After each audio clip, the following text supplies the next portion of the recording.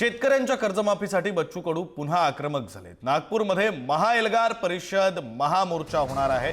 अमरावतीच्या कुरडपूर्णामधून थोड्याच वेळात मोर्चा निघणार आहे। कडूंच्या आंदोलनाला पाठिंबा देण्यासाठी शेतकरी सुद्धा दाखल झालेत। सरकारच्या बैठकीत सहभागी व्हायचं की नाही याबाबत कडू भूमिका घेतील। शेतकऱ्याची संपूर्ण कर्जमाफी व्हावी यासोबत विविध मागण्यांसाठी बच्चू कडू गेल्या अनेक दिवसांपासून राज्यभर आंदोलन करत आहेत।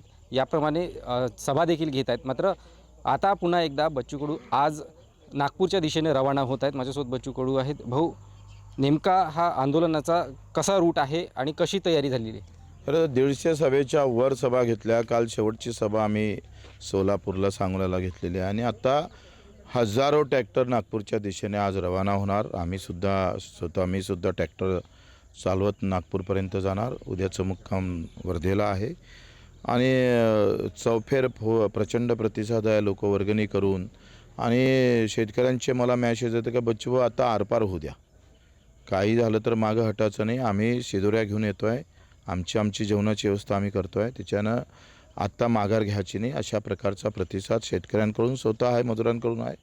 दिव्यांग मेंढपाळ बांधवसुद्धा आत्ता मेंढ्या घेऊन निघत आहे आणि मला वाटतं प्रचंड ताकदीचं आंदोलन होईल।